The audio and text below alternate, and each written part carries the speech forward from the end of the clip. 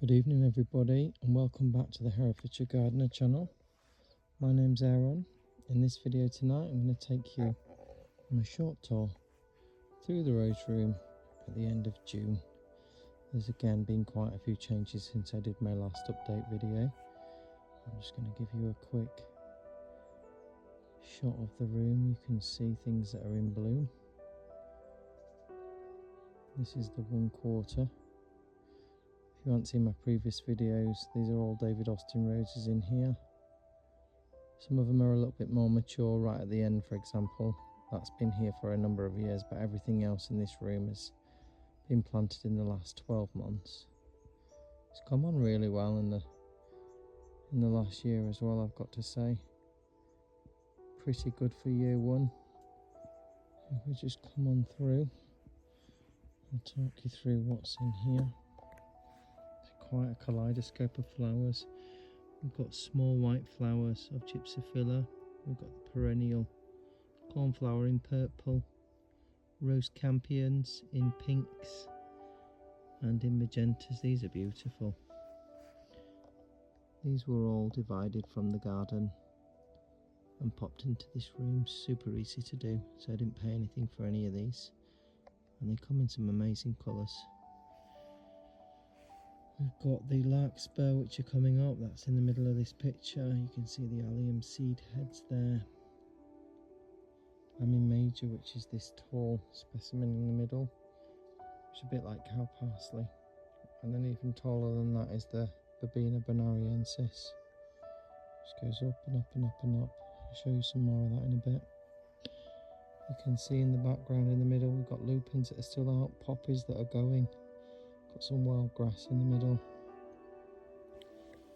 Got the pale-eyed yellow grass, which is Cicericium. That's this one right here. They'll probably go over in the next couple of weeks, maybe the next week or so, but they've been amazing. And you can see the blue cornflowers in the back. That's the annual type that I grew from seed. And this beautiful rose right here, that's Gabrielle Oak. Gorgeous magenta pink colour. This is just coming to the end of the first flush. It's done pretty well, I've got to be honest. On each of these posts where there's a rose, I've planted an annual sweet pea. I can't remember the names of these varieties, but I've tried to go for varieties that will complement the planting scheme. What I can say though is these smell wonderful. I went for extremely strong varieties in terms of scent. You can see that I'm in major a bit better here. That's the cow parsley style of flower. It looks so pretty, just hovering above everything else. This is an umbel here. You'll have to ignore the neighbour's dogs. You can see there's many different branches to this one plant, so it just fills out the area quite nicely. I think it looks quite nice just hovering above everything, light and airy. They do need staking though. As you can see, I've got bamboo cane on that.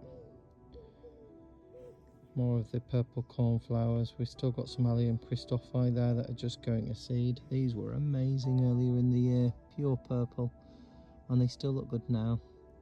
And if you look just above those, there's some more alliums. These are a later flowering variety called, name escapes me, Ping Pong. So it's a white variety. And as I said, much later flowering than the current ones that I've got, so it'll give a prolonged season of interest. We've got more of the verbena just here. It's like 101 Dalmatians here tonight. I think all the dogs are talking to each other around the area. I've got my cosmos down the bottom there, which is going to push through and hopefully give us some of those incredible blooms higher up. We've got a very interesting popper here. Can't remember the name of this variety, but pretty. Got the iris Siberica seed heads there in the middle. Just look at that. Mommy in the background just dancing with it. Here's the perennial cornflowers. Just looks so beautiful. Look at this. I noticed this the other day. So although a lot of the lupins have gone over, we've still got some coming out. Look at this one. How beautiful is that? I think it's stunning.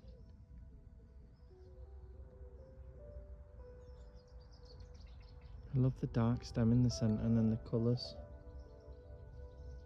of those flowers. I think it's wonderful. We come on through, we got another army there. A different variety of sweet pea. This is paired with Emily Bronte, but she's finished her first flush now, so she ain't got any blooms. I've deadheaded her. You can actually see we've got new red growth coming out, which is going to form the material for the second flush. She's got quite a lot of that, so I'll show you a little bit more when we get round the other side.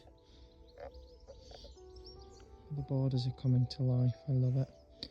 I've got this as another larkspur. If you look at the larkspur, obviously you've got the main stem that comes up the top. Then you've got these side shoots that come out all the way along. And so that's going to bloom top to bottom, which is excellent.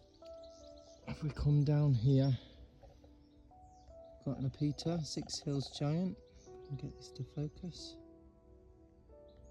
Don't think it's going to do. It's a bit, reminds me of, this is also known as catmint. Sorry, I'm having real difficulty trying to get this to focus. There we go. This has got a lovely fragrance when you rub it between your fingers, but it just looks lovely. Lower down, we'll get a lot bigger than this. These only started as small specimens.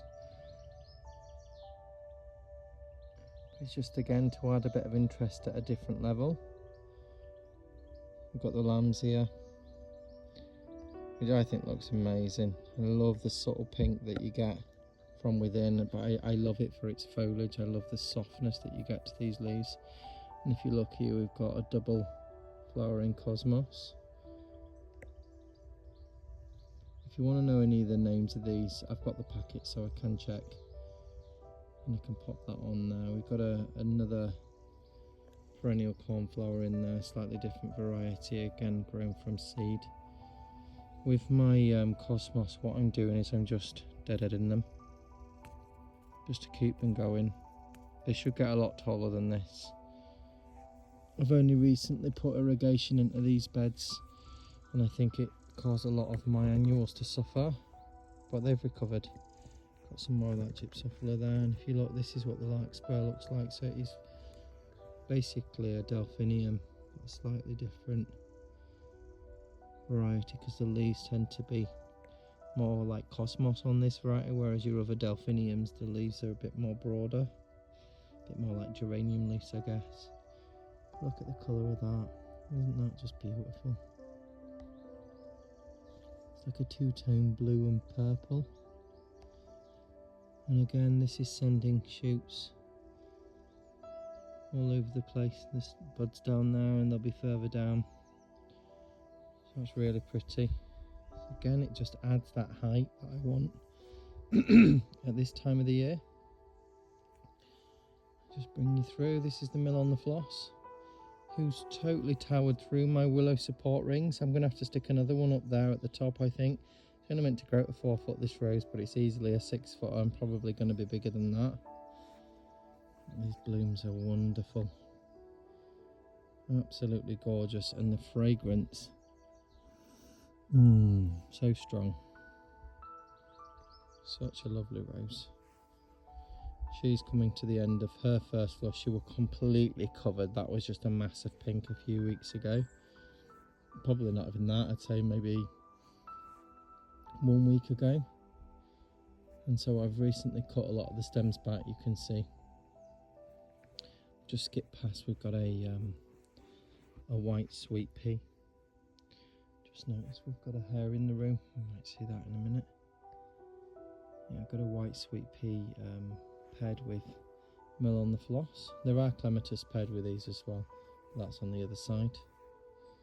We come through here. Still quite a lot of blooms left on the mill, on the floss. Isn't that just a pretty picture?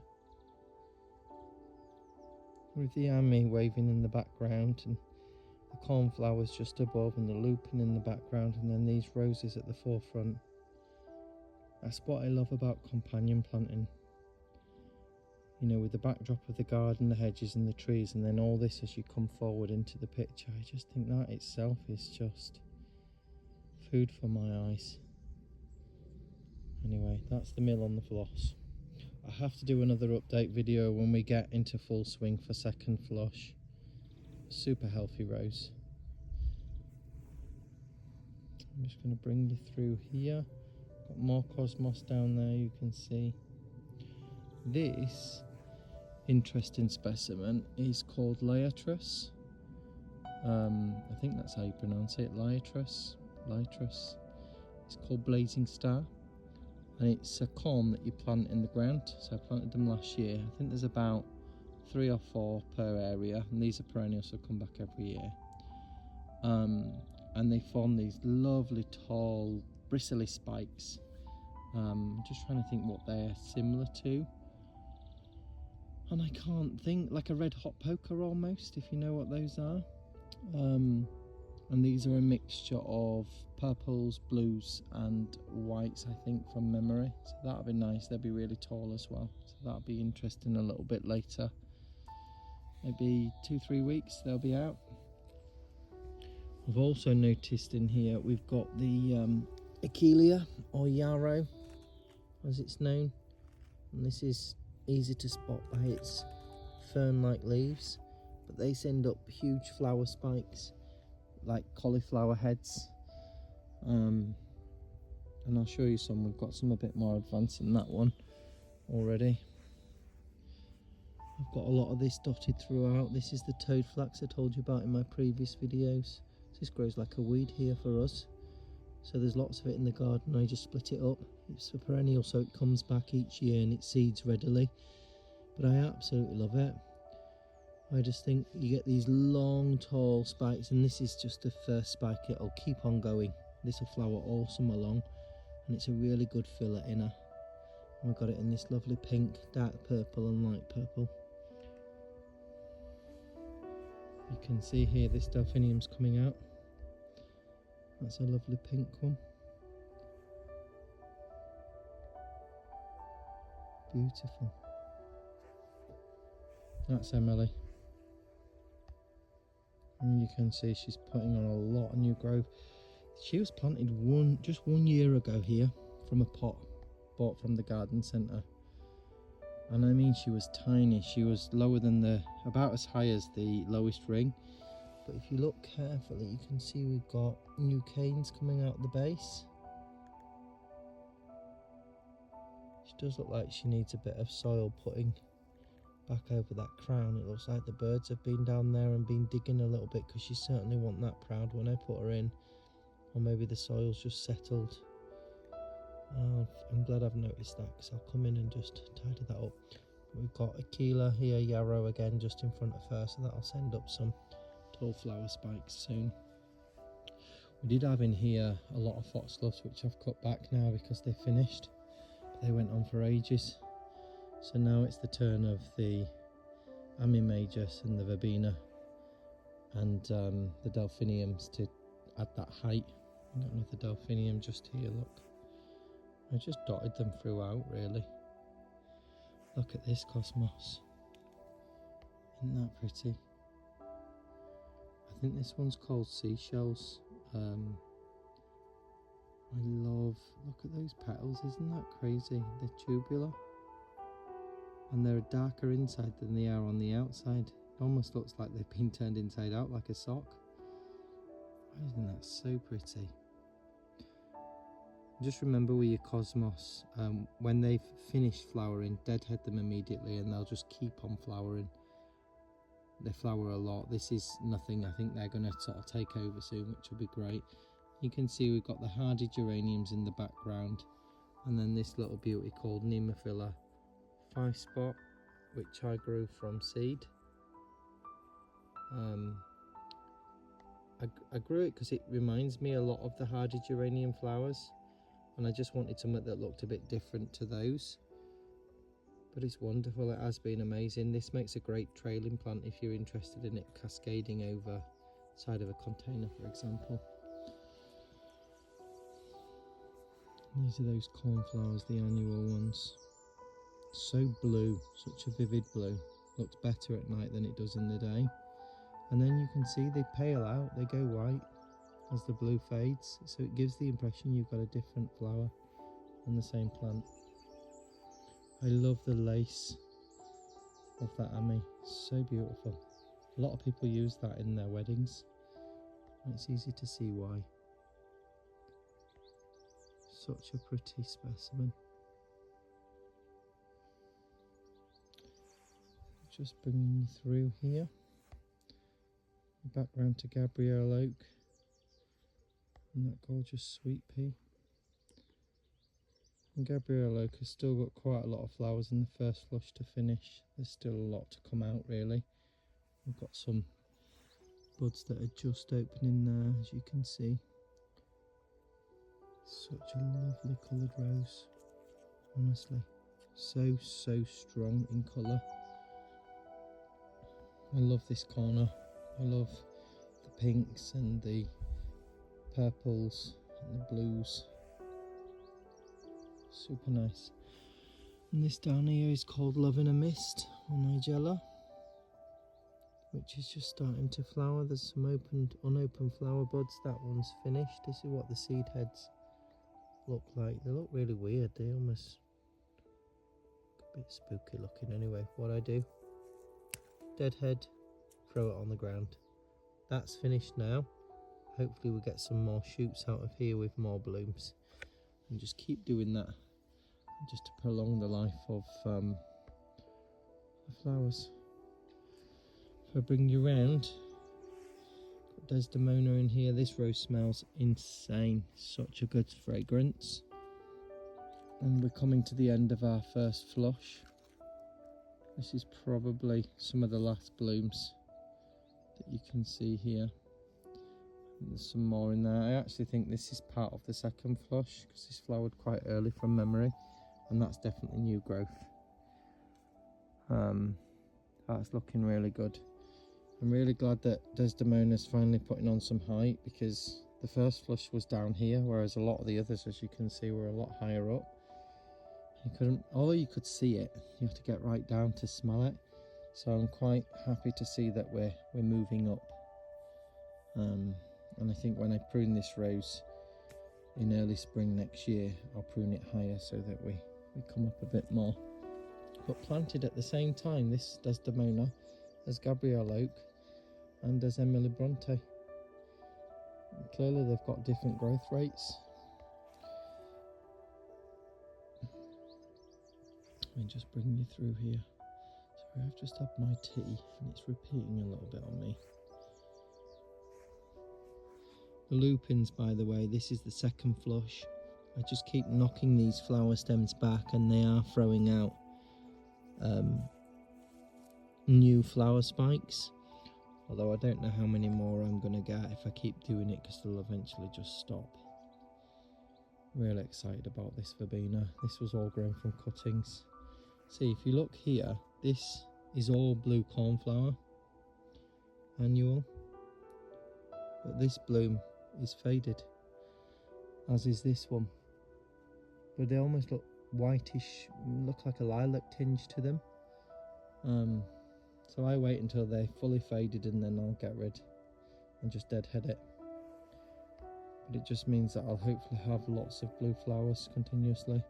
This is Gentle Hermione. That's the final two blooms from the first flush right there. That was covered. In actual fact, you can see, if you look at that cane down there, that's a second flush cane. It's come all the way up there, gone past the third ring, and it's right up there, as is that one and that one, and then we've got one at the back.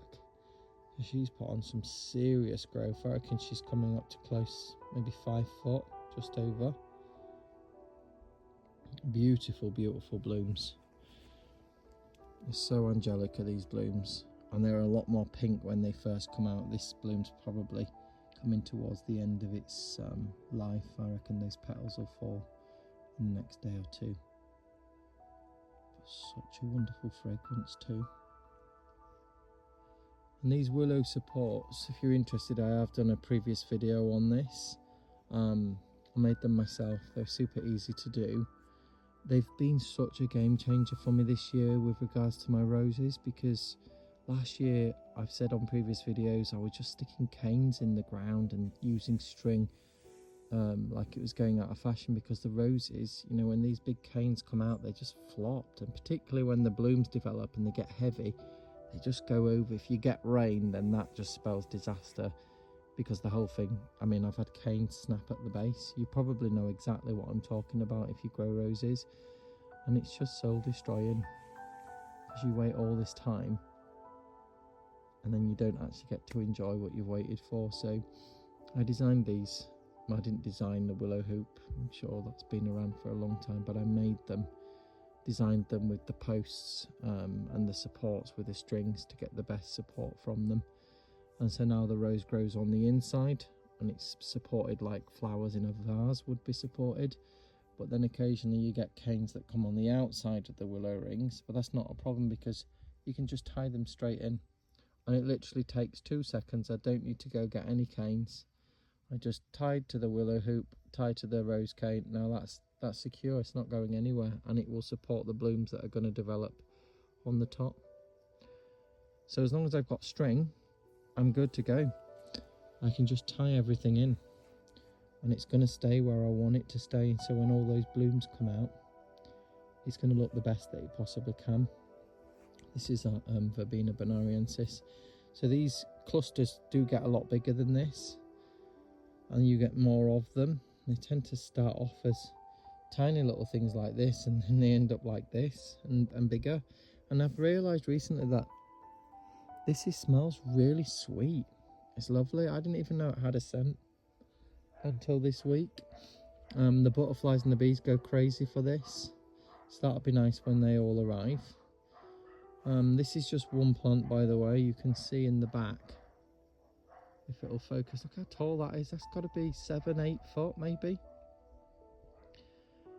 And that is loaded with flowers all the way down that. Although you can't really appreciate it fully on this video, that's just going to be a sea of this in the background, and that's going to be at the back of Gentle Harmony.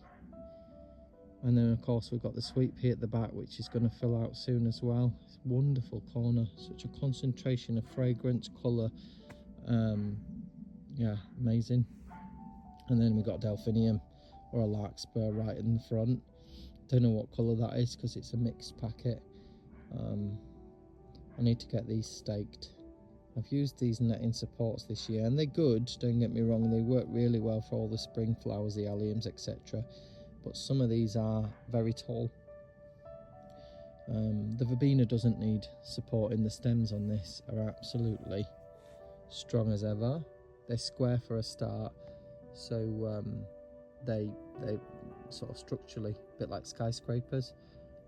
They withstand sort of rocking in the wind pretty good, and these are quite thick. I'd say almost pencil thick. I've got these in other parts of the garden. This is originally where I got my cuttings from. I must have put about 40 cuttings in this room, and this is a result of just one cutting, planted in, I think, I want to say November last year. It's just a small piece like that in the ground. It's gone nuts. It's split out at the bottom, and I think it's got 3 main canes that have come out of that, and then off of each one of those is side shoots. Really would recommend this for summer. I think it flowers from end of June, early July, all the way through until the first frost. So a great one to have. And they make excellent cut flowers too, and dried flowers. Anyway, bringing you around here. Look at these. Aren't these pretty? This is a harder geranium. Look at the veining detail in those petals and the shape of them. Very different to some of the other harder geraniums. that we have here. And again, slightly different variety. I think I've got about 6 or 7 different varieties in here, just to mix things up. But I love them because they intermingle and they lace through everything, and I love the pop of pink that you get. If we come up here, I've got more verbena there, and then that leads nicely onto the Queen of Sweden, which has got her final few blooms from her first flush. This is a lovely rose. Oh, wonderful fragrance. And you can see, if you look, all this is secondary growth. So this is going to form the blooms for the second flush, and there's just new growth everywhere. Everywhere you look on this rose, there's new growth. And she's already reached the top of that willow support, and that new growth has exceeded it. So she's going to be covered again in about another 3 weeks. 3-4 weeks, we'll have another second flush, which will look amazing, just as it did when she first bloomed. Look at that sweet pea in the background. I do have the names of all of these if you're interested, but leave a comment in the comment section. Isn't that beautiful two-tone sweet pea? I can smell that from here. Lovely, absolutely wonderful. And then here we've got some more of that larkspur.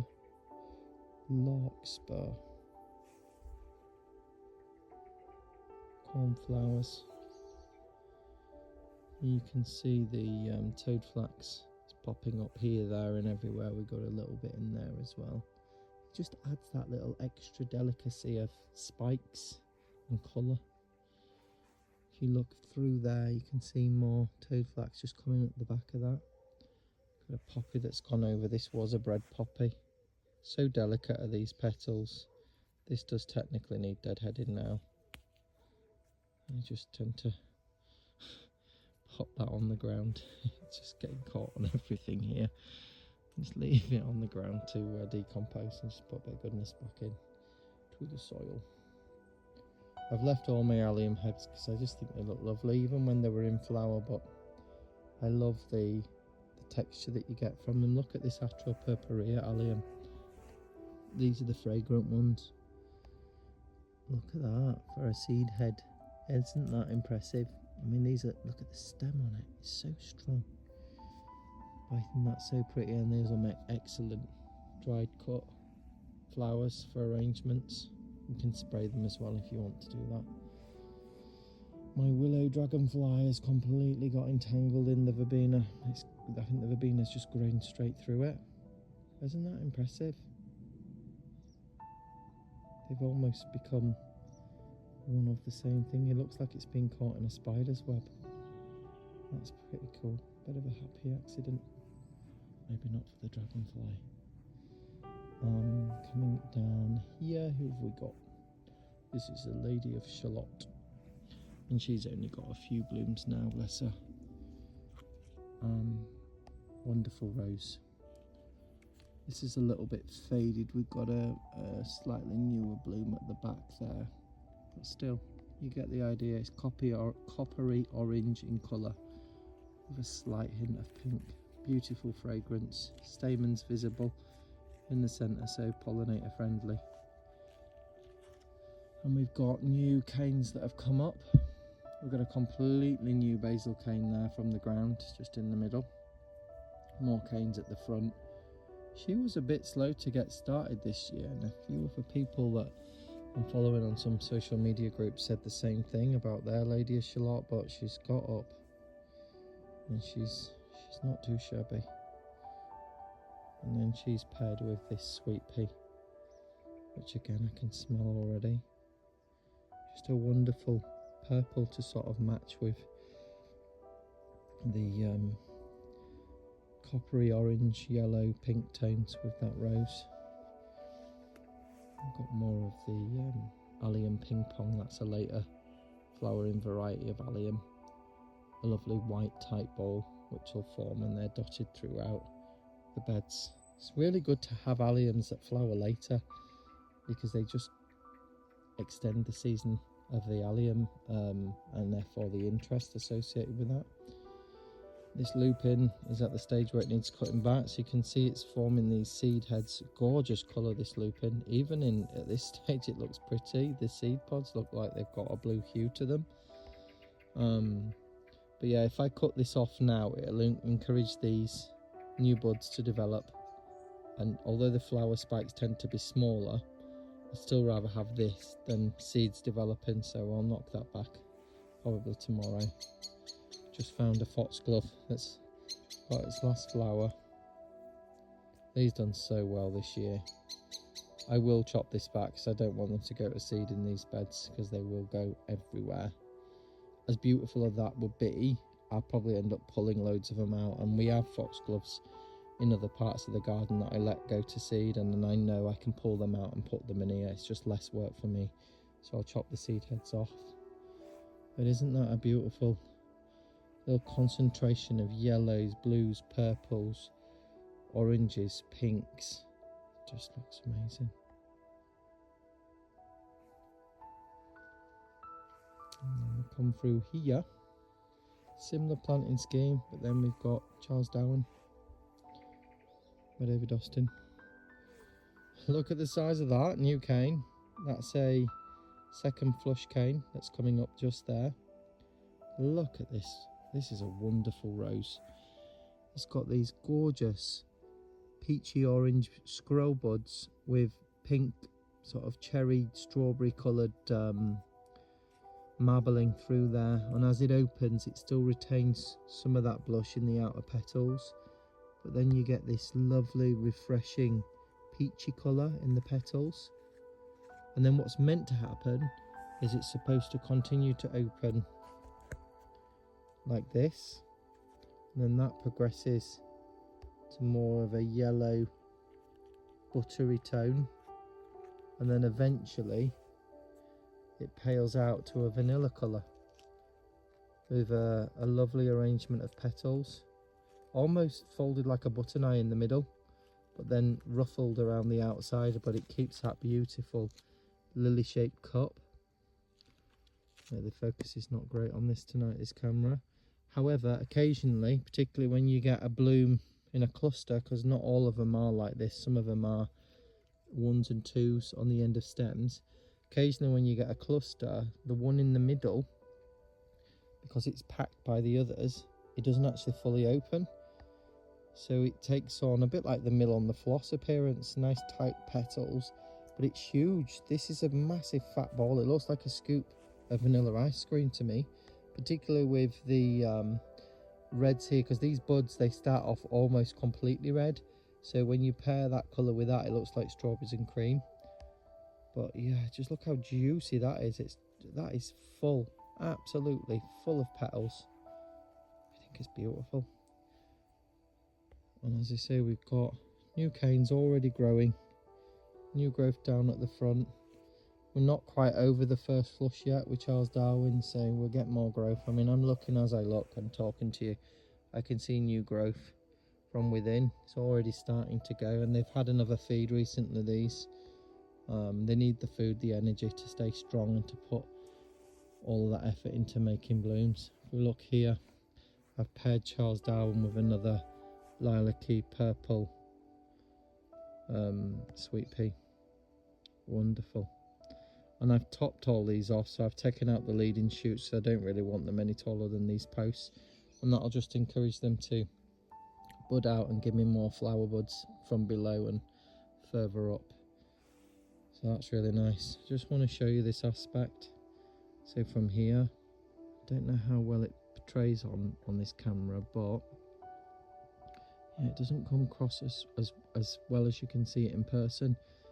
But when you look down here, obviously you've got the rose, verbena popping up, the sweet peas as you go down, and then you can see the blue cornflowers a little bit lower down, the lupins. You know, you just get this. It's hard to describe because this camera is not picking it up well. It's almost a three-dimensional effect of going through everything. I didn't do a very good job of explaining that, but never mind. I reckon if we had the sun peering through, you'd see it a bit better. You can just about see it. There's different levels throughout the beds. So that's the first quarter. I normally go on to that one when I do these videos. I'm going to change it up a little bit tonight, and I'm going to go directly over to this side, which is just across from there. Similar sort of setup, similar companion plants, although I planted a lot more of the Cicericium or yellow pale-eyed grass down here, and I think it looks amazing. Again, I'm going to cut the seed heads off this because it'll spread like wildfire. I've got loads of it in the garden, and it's a perennial, so I don't technically need to replant it in this room. This first rose here is nearly finished, her first flush, and this is Bring Me Sunshine. Quite a recent rose by David Austin. Has a gorgeous fragrance, lovely cup shape to the bloom, and this was loaded. I mean loaded. You couldn't actually see any foliage. There were that many blooms. I've got some pictures so I can share those at a later stage. And then it's paired with a Clematis, which I think from memory is Wazowski Nike, or Nike, however you pronounce it. And we thought the purple would go really well, and it does, in my opinion, particularly when there were more blooms over this side. The Clematis was just poking its head through. That's the purple toad flax. I'm showing you the pink one so far, but this is the purple one, hopefully. Yep, there we go. And this, as I said, it'll just flower and flower and flower all summer long. We'll get new flower buds out of each one of these, and that's completely free, considered a weed by many, and it just grows amazingly well here, as does this lambsia. I never ever get bored of feeling these leaves. They're so soft, and I love the way that you get these circular collars of flowers around the stems by the leaves all the way up. They're so pretty. It just lights up, and then you get these secondary blooms that come out. Wonderful plant, absolutely gorgeous. Just noticed that Bring Me Sunshine is putting out some new growth. That's actually a new cane from the ground. That's pretty good. And then at the back there, same as on all the other roses, there is a sweet pea which is about to come into bloom. So that's nice to see. I'm not going to go through these perennials because they're pretty much the same. There's a scabiosa there. We've not seen any of those yet. I've got some of those out in flower in another part of the room. I think, I'm trying to remember the name of it. It's something white. It's a white variety. I'm just trying to remember the name. It'll come to me. It's a beautiful one. Wait till you see it in a moment. It's gorgeous. I've got more poppies here. Again, these don't last very long, these bread poppies. They're beautiful, but they do need deadheading. Hopefully we'll get more blooms. I can see there's definitely some more down in there. And then we've got the Liatris again, which I've dotted throughout. So much more to come out in these beds. So much more to come out. And that's what I love about it. We've got more lambsia dotted around. There's a bit more at the back there. And then this is Boscobel. Amazing rose by David Austin. I love this rose, and this is still going in its first flush. Again, it's only been in a year, and it's reached the top of the willow supports. If you can hear hissing, it's because I've got the irrigation on this side. I've paired that with a white sweet pea at the back, and then we've got this Clematis, which I can't remember the name, but it's sort of a soft pink purpley colour, which I think complements really nice and ties in with this magenta rose campion, and then of course the verbena, which is going to come out soon. But this rose here, I get cherries from this one. It smells wonderful. I'm going to say they all smell wonderful, and guess what? That's because they do. They're David Austin roses. I am not saying it's all about David Austin. There are other amazing roses out there, and I am going to invest my time and money into those in due course when I do other parts of the garden. But for this room I wanted to focus solely on David Austin's, and so that's what I've got in here. Isn't that sweet pea beautiful? Just in the backdrop there. And the plan will be to get that to flower more, to bush out maybe around the other side. I wouldn't mind a little bit of it coming around the willow rings, but I don't want it to overpower my rose. It is an annual, so it'll die at the end of the year anyway. And as long as I don't let it go to seed, I won't have any issues. But yeah, I grew all of those from seed. And the Cicericium is just bang for your buck. I mean, there's so many flowers on each stem. Lots of people have asked me, what's that yellow flower in the picture or in that video? Highly recommend this. It's the right type of yellow in my opinion for roses, because you can get some flowers that are like buttercup yellow or dandelion yellow. They're just too intense, they're too dirty in my opinion. By dirty I mean it's just too much of a mustard yellow to pair with roses. Roses need soft companion planting. You know, you can use punches like this rose campion and get away with it. I'm sorry, I'm gonna sneeze. Bless me. But I think you just got to be careful that you don't go too over the top. The blues from the cornflower I think work, and it gives this cottage garden vibe, but I wouldn't want to go too powerful with the yellows, because I think they can look a bit hideous. Look at this for a concentration of plants. We've got the perennial cornflower, lamb's ear at the back, an allium seed head, rose campion. We've got the annual cornflower, we've got a delphinium coming up, larkspur in the middle, we've got the Cicericium, which is everywhere in this section, seems to have flowered crazy. We've got the remnants of a foxglove, we've got a cosmos down here trying to come through. Down at the front we've got Dianthus, which I've planted throughout this whole room. This is called Sweetness Mixed. Again, if you deadhead these, even though this isn't finished. Look at that, it's so pretty. And this is not going to focus, and I can't do this. There we go.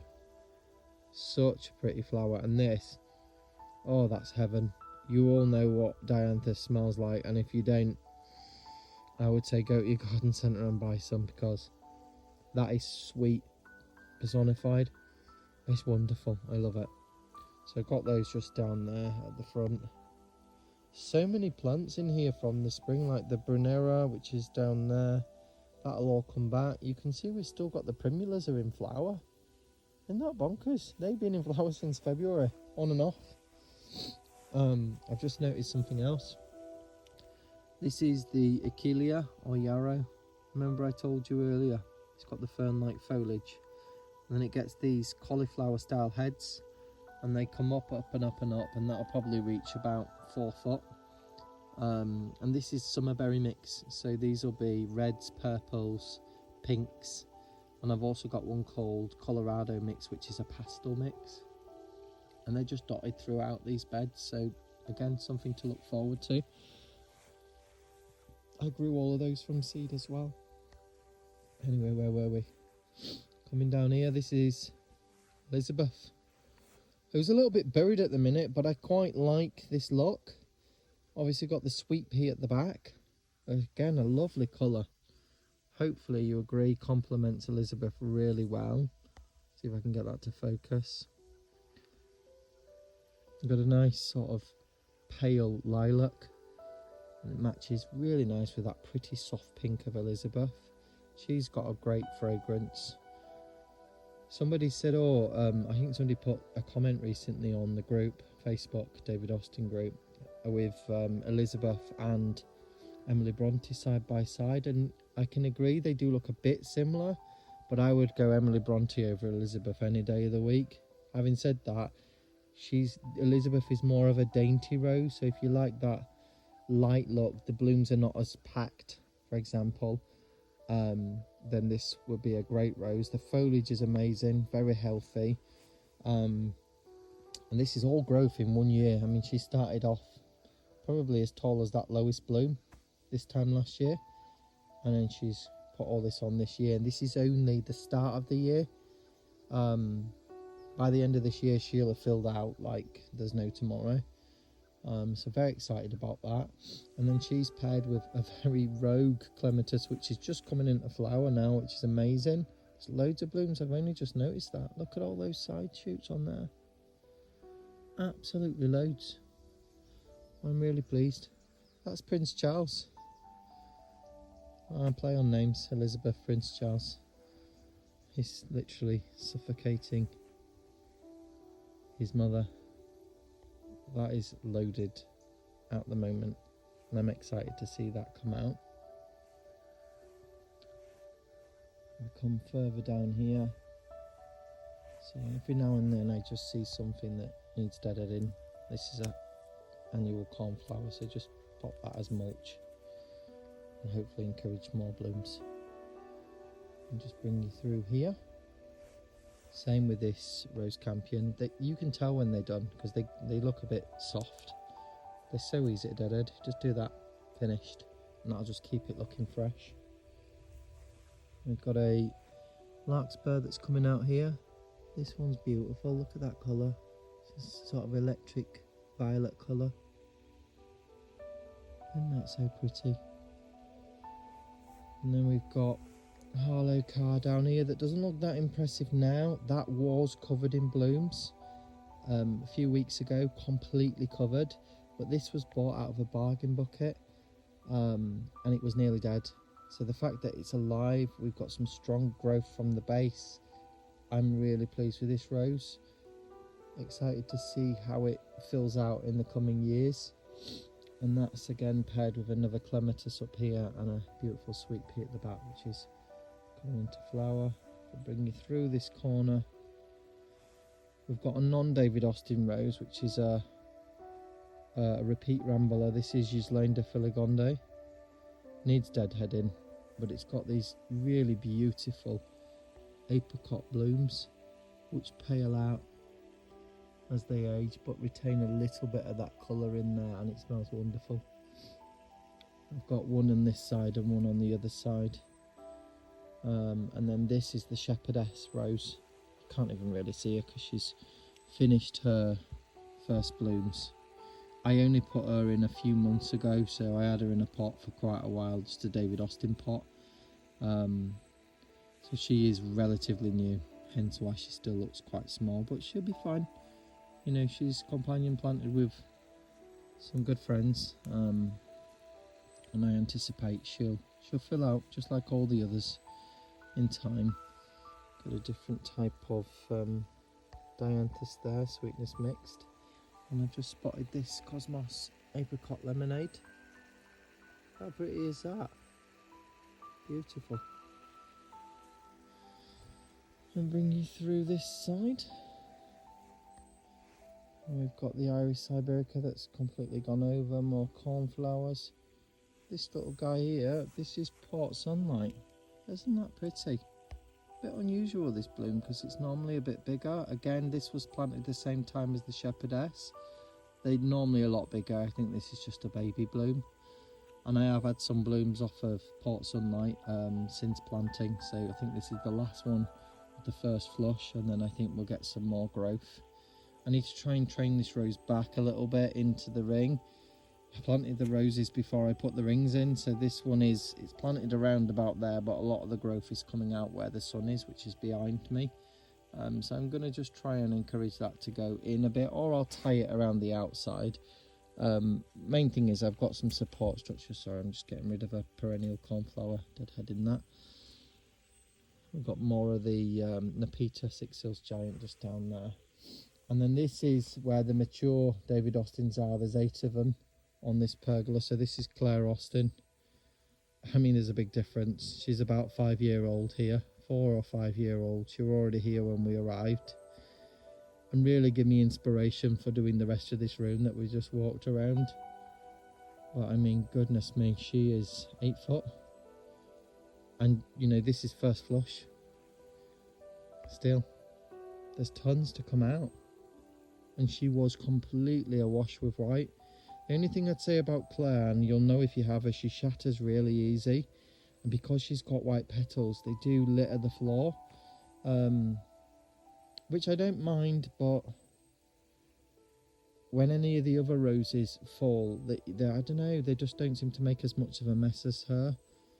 But she is wonderful, and her blooms are stunning. I should show you a closer look. Let's see if we can get some focus. Hang on a second. Look at that. And she has, she's in each cluster, she's got tons. She's got about 13 or 14 blooms in each stem. So she's prolific. Oh, and she smells wonderful. She smells absolutely gorgeous. A lovely strong myrrh fragrance. So that's Claire Austin. Looking fabulous. I'll take you around the other side of her in a second. And then when we turn around here, we've just got some more companion planting. Look at that, I've just spotted a new type of poppy, I think. Oh my god, I don't actually know what that one is. Isn't that gorgeous? Wow, it almost looks like a rose. I didn't even plant these poppies. Like, I planted them, but they're meant to be peony poppies, and that's clearly not a peony poppy. And as I said earlier, the only poppies that I've put in here, in this room, because there weren't any before, were the bread poppies and the mother of pearl, and that's neither of those. Got some really strange ones coming up. Must have been a dodgy seed batch. I mean, dodgy, but beautiful. Quite like that. It could be a peony poppy. It might actually open and there might be more ruffles in there, who knows? Because it was a mixed peony poppy pack. But I'm happy with that. That's beautiful. I love it when I come along on an evening or a morning and I spot something new and I'm like, oh my god, what is that? I'll rush over to have a look at it. Look at this rose. This is Bathsheba. Still one of my favourites. This is coming towards the end of the first flush. There's just something so magical about this rose. Not only does it smell sweet, almondy, myrrh fragrance, but just look at the colours of that bloom. When they first come out, they're so vibrant. It reminds me of Crown Princess Margarita a little bit. And then you get this, I don't know if the camera's picking it up well, but you get a subtle hint of pink that runs through it. And it just gives it this, oh, it's like a marzipan. It just looks so beautiful. And the yellow detail to the base of each petal just lifts each one and elevates it. And just look at that. And these buds, I don't think I've got any that are just opening. But when they first open, they look so pretty. And the fragrance, oh my god, it's just wonderful. Look at the orange in that. How pretty is that? It's so beautiful. Even when they age, yes, they pale out, but they still retain a little bit of the colour. I just love it at this stage. I just think that is absolutely wonderful, sort of yellowing towards the middle. Then you get this lovely Jaffa cake orange, and then it pales, and then you've got the yellow hit underneath. Perfect for me. Love it, and love the growth. It's a short climber. Mine I trained to be about this height, which is 6 foot. And I mean, when Bathsheba first came out, it was completely covered. Completely covered. And the willow rings have worked a treat this year, because last year I had peony stakes in here, I had bamboo canes, I had string all the way around, and even with the post in the background, it was still flopping everywhere. I've barely even got any. I think I've tied in about 5 pieces of string since we've had the first flush, because the rings are doing the rest. So yeah, I'm happy. More on Bathsheba. Don't you think it just looks so pretty and elegant, just dripping in blooms? This was a huge sea of lupins earlier this year, about a month ago. We just got the tail end of them now coming through. Again, I've been deadheading them. I deadheaded all of these. These are all second and third flush of lupins, just to keep it going that little bit longer. Just spotted something else. So I put in chives. Again, part of the onion family. We got a first flush out of these at the start of spring, but they seem to be flowering again. And we've put on a lot more growth. I just think they're another pretty understatement. And they're all down the fronts periodically, just like the Dianthus. So yeah, they'll spread hopefully over the years and get more of a clump forming. This is another Claire Austin. This central aisle that was already here is Claire at the top, Bathsheba, Claire, and then another Bathsheba, and then that's repeated on the other side. If I just bring you through here, you can see we've got more lupins going to seed. Look at this. So that's hostas.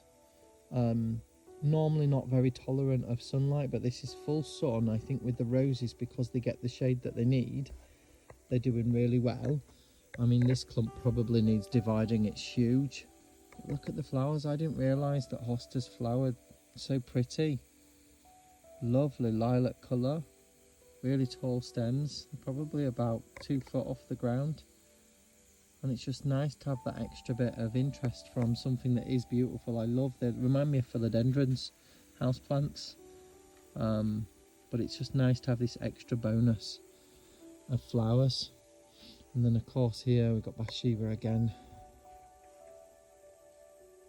Just wonderful. This one I've paired with a couple of Clematis. I can't remember the names of them. But again, just love companion planting with Clematis and my roses because I think they complement each other beautifully. More chives down there you can see, and we've got the only Alchemilla mollis that I've got in this room. My intention was to plant more of this, but to be honest, the beds are so full that I thought I can't put any more in because it would just be too much, and then you have problems with like powdery mildew and damp setting in because things are not drying out properly and the airflow's not good. So I just limited it to this for now. You can see poppies there. I do like these seed heads, but where possible I do try and deadhead them. And you can see I've had a real good go at these lupins, but they're still going, they're still flowering. I mean, this is definitely the second flush for these ones, and if you look, we've got new blooms still coming through just behind there. Look, so it just goes to, I mean, look at all those I've just spotted. There's like 4 blooms there. We're nearly in July. These have been going for about 6 weeks now or more, and it just goes to show that if you keep knocking them back before they go to seed like this is still got a bit of colour in the petal, so I just take that back at the bottom and hopefully it will flush out some more flower spikes. One thing I have noticed with these is this time of year when the wind comes along, even though these have got netting support inside, it does snap these quite easy, so occasionally I'm coming out and just having to break a few spikes. But that being said, when you deadhead your lupins, the new flower spikes are a lot shorter, so you know, you go from that to that, so it's less likely to snap. So that's one good thing, I guess. Back through here, we're just on the other side of where we were. Let's see, in Bathsheba, and then this is Astrantia. I love this flower.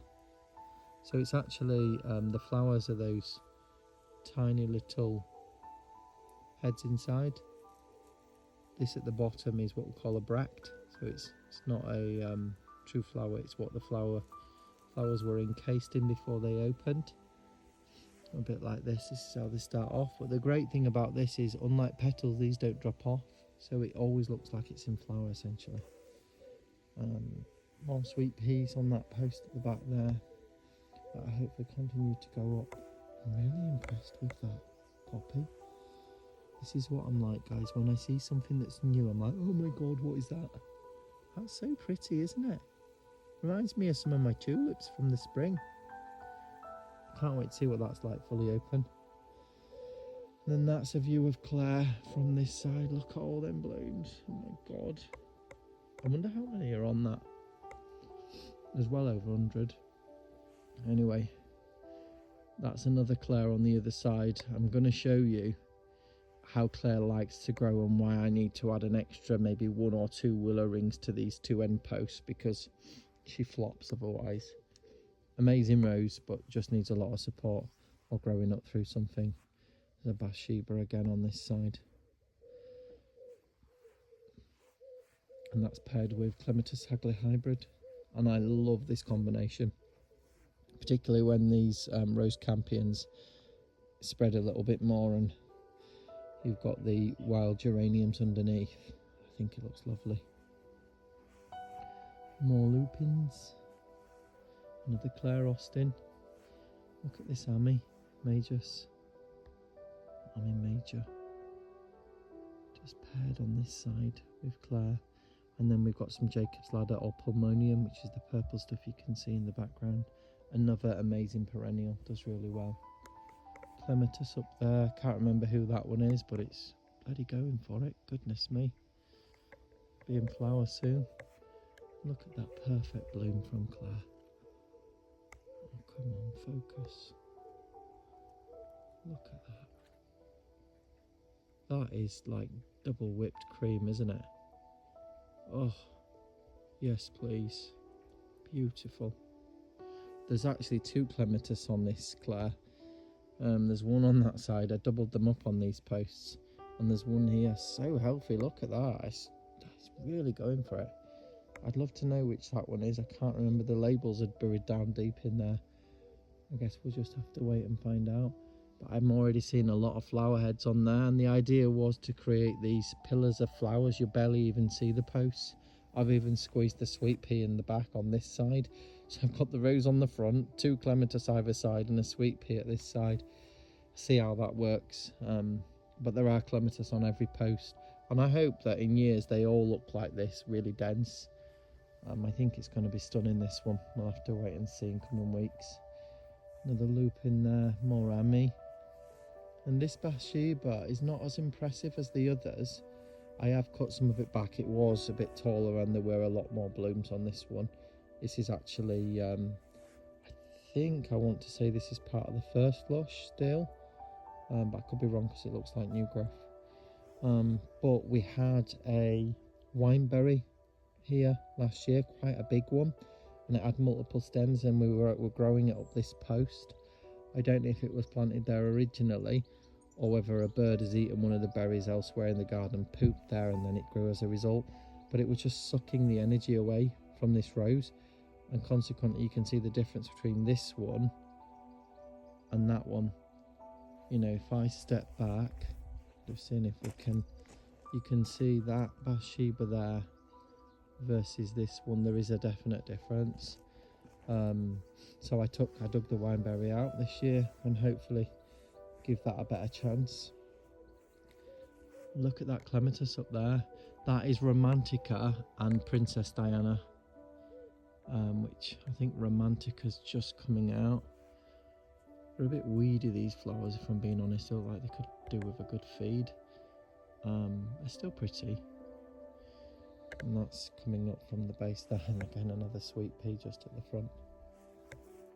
If I bring you through here, sorry, so to keep clicking focus on this, otherwise you're just going to have a video with a blurred image all the way around. This is more of Claire, and I love this paired with the Pulmonium in this example. It's just coming over now. They form these seed heads, but sometimes if you knock these back they'll reflower, they'll rebloom. But I think that purple with the white looks wonderful. I just love this rose. It is beautiful, despite the fact that when she's finished and she drops her petals like all at once, she's completely naked in a flash. And it does make a mess on the floor. I still think she's worth having because she's wonderful. And look at all those blooms. Have you ever seen so many blooms? That's actually one stem in there, bar this one. No, actually I've chopped that off. That's all just one bloom, one stem, sorry. It's like a candelabra, isn't it? Got a Beauty and the Beast. Yeah, if you look up, look at that Clematis. Feels like it's reaching for the power lines above, which are way above. It'll never reach there, thank God. Bathsheba in the background. Look at this Ami. Oh, just coming out. I love it. We'll come through here, and this Bathsheba's clearly still on the first flush. It just gives you an idea of how much this rose blooms and what it's capable of. I mean, oh my God, look at that. look at how many blooms are just in the one shot. That's insane. And they're so pretty, and they're so big. Oh my God.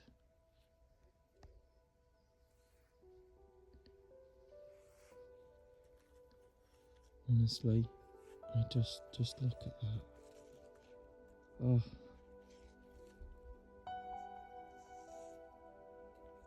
You feel like you could just hop from one to the other. There's that many of them. I could just put my arms around them and scoop them up, stick them in a vase. It's just so beautiful. I love being amongst the plants, but I love being particularly amongst the roses. And this is just perfect height. This is like, my eyes are about this level. So, you know, yeah, you get up close and personal with them. Really experience the colours, the scents. They're just so pretty. And obviously once that Clematis comes out and joins in, because there's Hagley hybrid on that side, and I think that one is Polish Spirit, so it'll be a lovely purple. So group 3, so it flowers later, but I'm seeing absolutely loads of flower buds on there. That's going to be a sea of purple mixed in, which will be beautiful. I think I'm going to sneeze again. Oh, it's not coming, never mind. Yeah, so Claire Austin, she's got a lot of buds to open. She's not as far on as the other one over the other side, but if you can see, she's gone a bit like bleh. And that's because I've managed to keep her in the 3 willow supports, but evidently I need maybe 1, possibly even another 2 on both sides. I wanted to keep 3 rings on every post because I wanted it to be the same throughout the room, but I think, to be honest, I've got to up my game and add a few more. I'll probably do that when I prune her, after the first flush is over. It's a bit late now. I'm just going to let her do whatever she does. Yeah, I've tied her in as best I can, but it just goes to show, I mean, this is nothing compared to last year. I mean, those canes were just on the floor all directions, and I was like, oh no. And it only did that, it looked great until the bloom started to develop, and I come out and it looked like she'd had a bad hair day. I was like, oh my God, what am I going to do with this? I just remember running and getting peony supports, cane, string, and I somehow managed to make it work and pull it all together, but it was hard work. And then when it come to pruning her after that, it was difficult because I had so much string and stuff in the way. I just thought, oh God, I need a better solution. But that side you can clearly see is a lot more structured. Still got 3 rings, but I've made sure that I've tied it in as she's grown up, whereas this one, I only realised recently that probably needed tying in a little bit more. As I just said, I think we need an extra ring or 2. If we come down here, this, like the Shepherdess over that side and Port Sunlight, which were the 2 at the very end, I added 2 at this end recently, and here we've got Wild Eve and Nybevan. That's just Lane de Filigonde again, the repeat short rambler that I had at the other side. Now, I got these when I went to visit the David Austin Gardens last year, and I kept them in pots, in their original nursery pots, and popped them in here, I'd say maybe March this year. I just didn't get round to popping them in. You know what it's like, you've got 1,000,001 jobs you want to do and you work full time. Things just have to wait, unfortunately. How beautiful is Wild Eve? Throwing out blooms like she's a pro.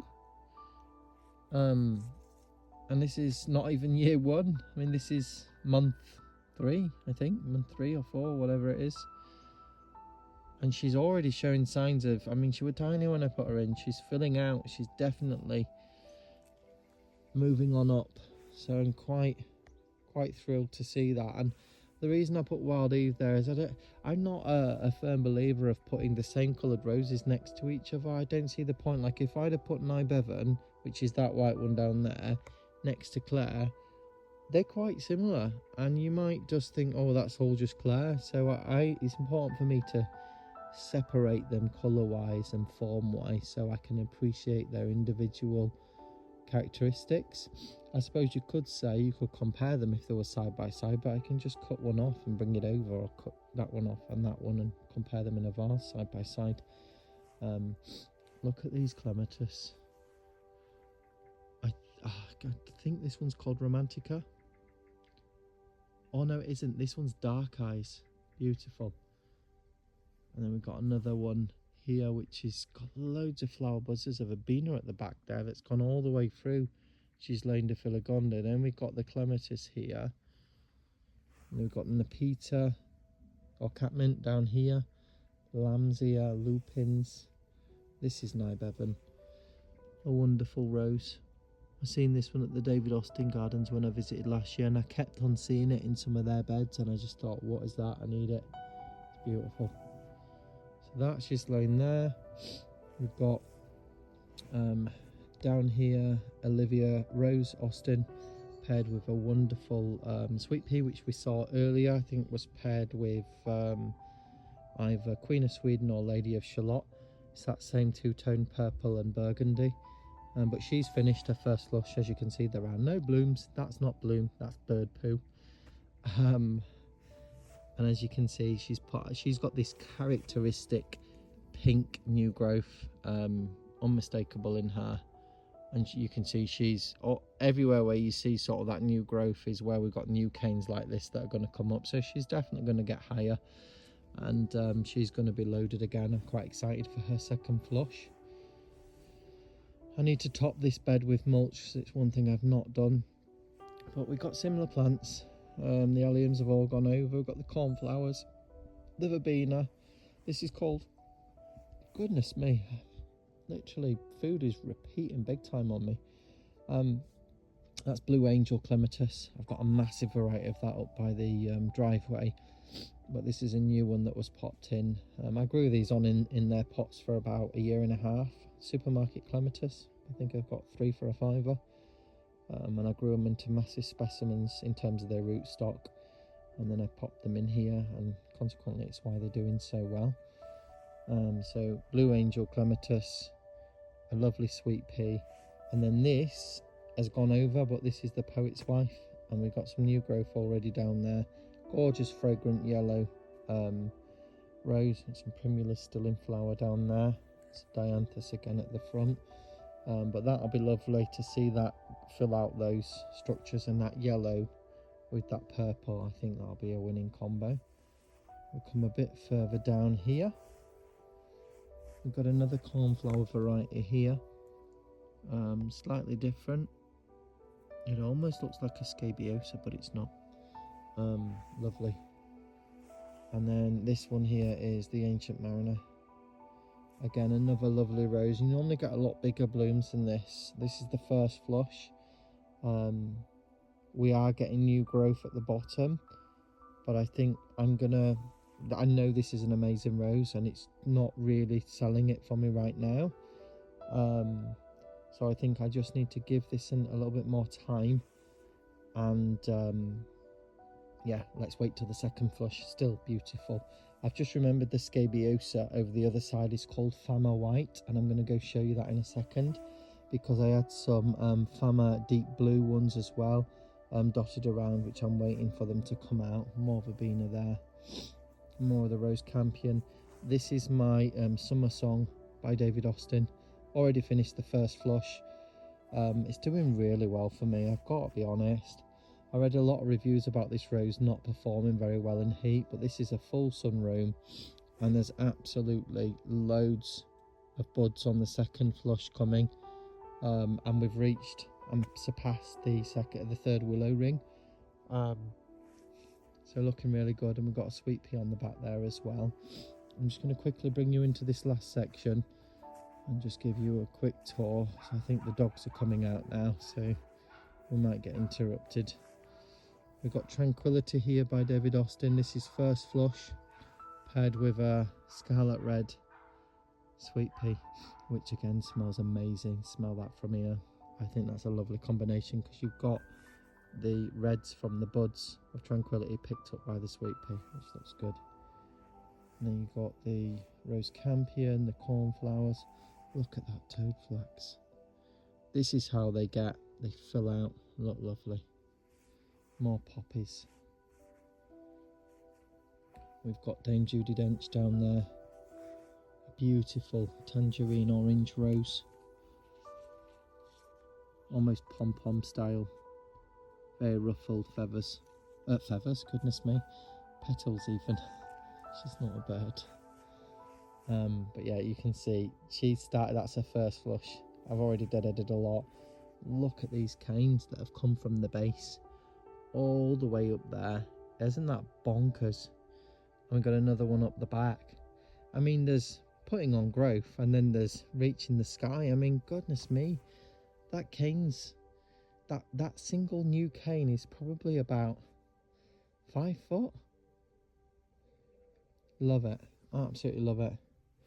If we come further through here, we've got more around me. They're a bit more dense, these beds. I think that section over there is the wettest section of the garden. I think this little bit here in particular, some of the perennials, annuals didn't do as well.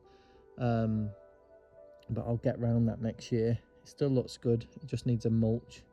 And there's a lot more to come out there. But you can see with this one, we just got a little bit more density because we're slightly higher up on this side. But you live and learn. This is how you garden. You learn by trial and error. What works well for one might not work well for the other, and it's all dependent on your garden, your area, your climate. Look at that toad flax. So pretty. Really beautiful. And we've got some catmint down there at the bottom as well. We've got a lovely collection of lambs here, and if you just look, we've got Silas Mana in the background there with the toad flax, and with this and the dry allium. Is that not just beautiful altogether? It just looks like living art. It's just gorgeous. And that's, again, I just love my companion plants with my roses. The roses set it off for me, but the companion plants just, they tell the story, and the roses sort of the central character. But this is Silas Mana, unmistakable. Dark green elongated leaves, beautiful pink rose, dark stems. Lots of growth on this one. This is first flush. I mean, that stem down there is thick as anything, and that's going to fill out, totally fill out. That'll be wonderful. In the second flush, it'll be more covered. We've got Aquila or yarrow in front, which will come out, and then we've got a nice collection. Look at this. I think this is mother of pearl poppy. How pretty is that? It's just so delicate. I love the paper petals. I love the stripes in it. I even love the seed head in the middle. I think this one's already been pollinated. And there's a lot more to come out on this, but they start off dangling like this, and you think, how is that ever going to stand up? But it does, and they stand up very strong. Got a different type of poppy. I think that one's a perennial poppy at the back, but having seen some of the other poppies in the room, I don't know these days. Might not even be what I think. Got a gorgeous lupin just there. Come through here, this is Septidile. This is an amazing fragrant rose. I absolutely love this.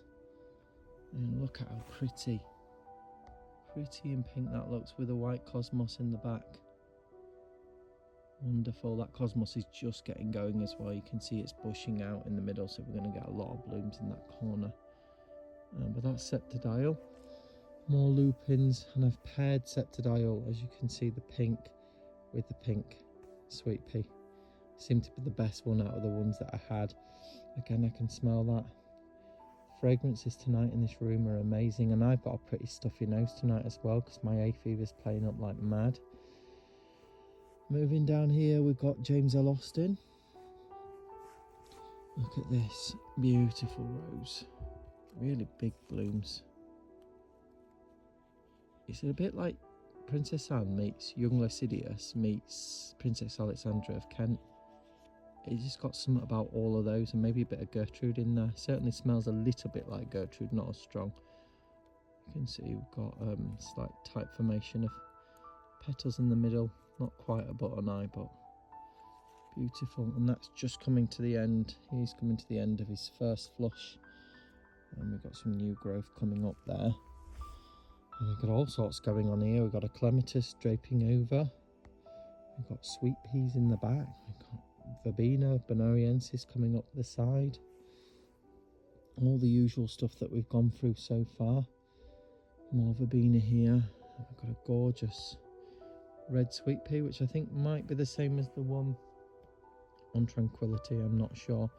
Anyhow, look at this rose. This is Princess Alexandra of Kent. Isn't she beautiful? She's got a slight yellow detail at the base of the petal, which just elevates them that little bit more, but she is huge. That's not even the biggest bloom. This is first flush. So we've got, she looks a bit bare because I've cut some back, but look at the new growth.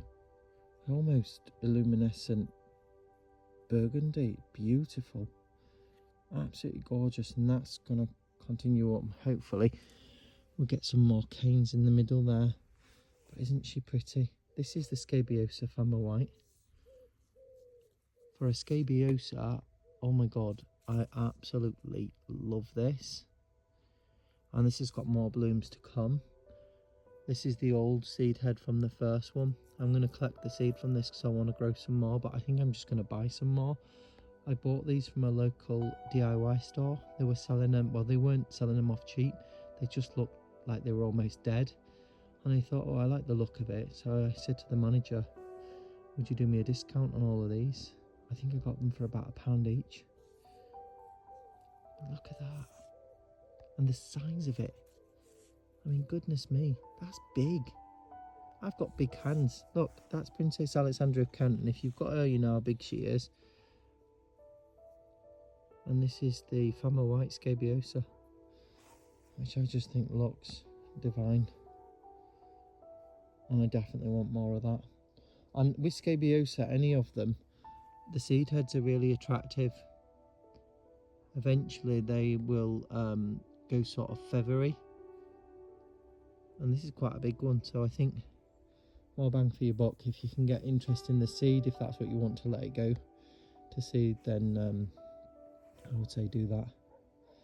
Goodness me, I've just looked at the video. It's nearly an hour and a half long. I'm impressed if you've managed to stay on till this long. Do let me know.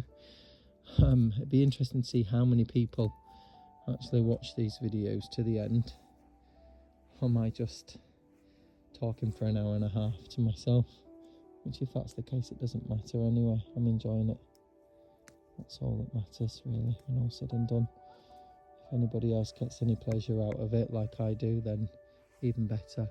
Look, there in the middle you can see that's the larkspur, and this is a beautiful violet purple one, just like a delphinium, same shape. I've read online the terms larkspur, delphinium, they're interchangeable, but I have noticed with larkspur the leaves are different, so I'm going to call it larkspur. So that's that. Just look at all those colours. It's just a sea of, oh, can't even begin to explain. This is Astacia Vi. Again, David Austin, planted last year.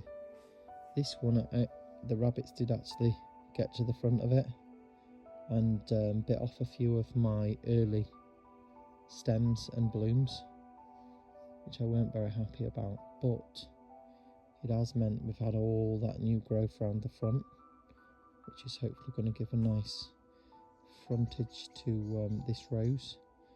So, you know, sometimes nature does things that you're not very happy about, but it all turns out well in the end. I'm just seeing more of these old rose campion blooms that just need knocking off. I've staked a lot of these Ami Majus on this side, just in case the wind. Oh my god, look at this perennial cornflower. That's another one. Beautiful. Nearly finished now, so just finished the last part of this room. I'm going to finish off with Princess Anne. Looks so different to the last time when you guys saw it. Larkspur, and that's Princess Anne just coming to the end of her first flush. We've got a lot of new growth down below, which will hopefully give us more blooms in the coming weeks and months. She's amazing, I love the colour. And then we've got this sweet pea, which there are two varieties here. Got a nice red one and this sort of violet coloured one. And I chose those again to try and complement as best I could the blooms on Princess Anne. Just take you back down here and just show you this. And these have flowered from seed in the first year, which is great because I know a lot of delphiniums are biennial, which means you've got to grow them and then they flower in their second year. But I planted these in March. I planted the seeds in March. Put these out about 6 weeks ago. Up they've come, and that purple colour that you see there soon is going to be there, all the way down there. So they spread out quite nicely. You can see as the evening light has dropped, I think these blooms become more vivid is the right word to use. They just pop a bit more for me and my eyes. You can see here we've got another white variety of Cosmos. I think we had some of those in the top corner of this room, and they're going to hopefully get higher, taller and spread more. But yeah, that's the room at the end of June, and that was not meant to rhyme, but it did. Just bring you back over to this section. So yeah, I hope you've enjoyed the tour. Remember, it helps if you like the videos and subscribe to the channel, so it just encourages me to provide more content. If there's anything that you want to see specifically, let me know and see if I can put a video together. I hope whatever you're doing this weekend that you're having a nice time, and I'll see you in the next video. Take care, bye bye.